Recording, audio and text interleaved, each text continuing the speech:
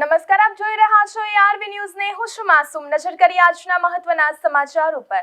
અમદાવાદના બોપલ વિસ્તારમાં બનેલી મોતની મામલે સુરેન્દ્રનગર જિલ્લાના ચુડા તાલુકાના ચોકડી ગામના વતની મહાવીર સિંધવની અંતિમ યાત્રા તેમના વતનમાં નીકળી હતી.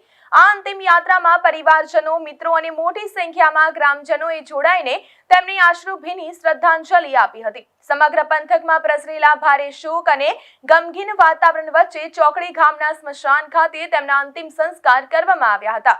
કલ્પેશ વાંઢેર, સુરેન્દ્રનગર. મહેસાણાના વિજાપુર તાલુકા પંચાયતના ભાજપ સદસ્ય નેહા સુથારનો એક વિડીયો સોશિયલ મીડિયા પર જોરદાર વાયરલ થઈ રહ્યો છે, જેમાં તેઓ એક લોકગાયિકા સાથે ચાલુ કારનો દરવાજો ખુલ્લો રાખીને જોખમી ડાન્સ કરતા જોવા મળી રહ્યા છે.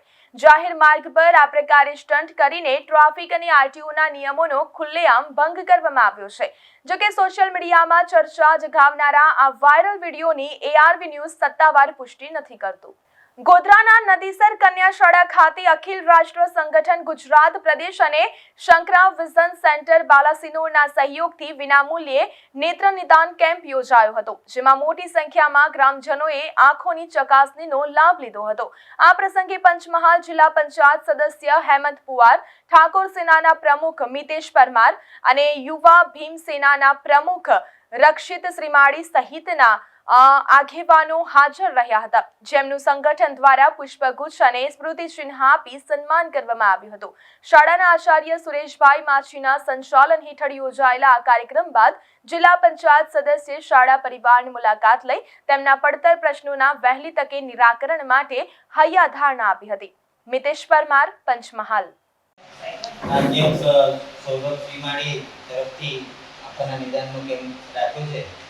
અમારી શાળાનો નવનિયુક્ત એવા રીંકુ બાપુ, જિલ્લા પંચાયત સદસ્ય નદીસર, મિતેશભાઈ, મહામંત્રી આપણે ક્ષત્રિય યુવક ઠાકોર સેનાના પ્રમુખ મિતેશભાઈ ઉપસ્થિત છે. મુખ્ય મહેમાન તરીકે રીંકુભાઈ ઉપસ્થિત છે. સાથે ગામના આગેવાન રક્ષિતભાઈ પણ ઉપસ્થિત છે. સાથે સાથે આવેલ ડોક્ટર સાહેબો, અત્રે નદીસર શાળા પરિવાર તરફથી હું હાર્દિક સ્વાગત કરું છું. અત્રે રીંકુભાઈ આ વિસ્તારના જિલ્લા પંચાયત સદસ્ય છે અને મુખ્ય મહેમાન તરીકે અત્રે ઉપસ્થિત છે. આજ રોજ અખિલ રાષ્ટ્રીય યુવા સંગઠન પ્રદેશ દ્વારા શુભમ સુમાણી દ્વારા સંગ્રહ હોસ્પિટલ સંચાલિત આંખોના નિદાન માટેનો કેમ્પ અહીંયા નદીસર કન્યા શાળા ખાતે યોજવામાં આવ્યો. એ અનુસંધાને અહીંયા ઉપસ્થિત જિલ્લા પંચાયત સદસ્ય શ્રી રીંકુભાઈ ઉર્ફે હેમંત પુવાર બાપુ,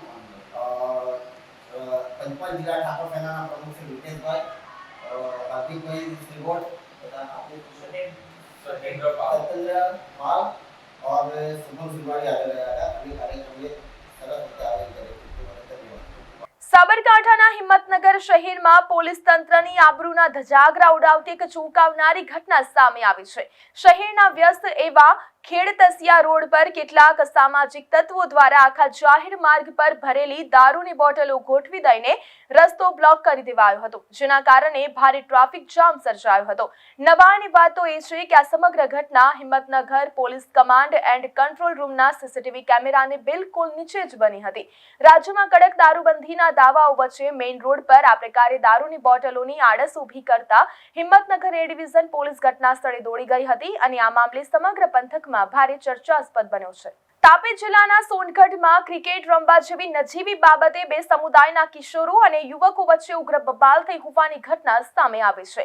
ક્રિકેટ રમતી વખતે બોલ વાગવા બાબતે ટોકવા ગયેલા 3 કિશોરો પર અન્ય સમુદાયના યુવકોએ છૂટા હાથની મારામારી કરી હતી, જેના વિડીયો સોશિયલ મીડિયા પર વાયરલ થયા હતા. આ મામલો ઘરમાતા પોલીસ મથકે પહોંચ્યો હતો, જ્યાં પોલીસે તાત્કાલિક હરકતમાં આવીને મારામારી કરનાર 3 યુવકોની અટકાયત કરી સોનગઢ મામલતદાર સમક્ષ રજૂ કર્યા હતા. ત્યારબાદ પોલીસે BNSની કલમ 35 મુજબ ગુનો નોંધી આ 3 આરોપી યુવકોને જામીન પર મુક્ત કર્યા છે. તો આ 7 સમાચારોમાં અત્યારે બસ આટલું જ. નમસ્કાર.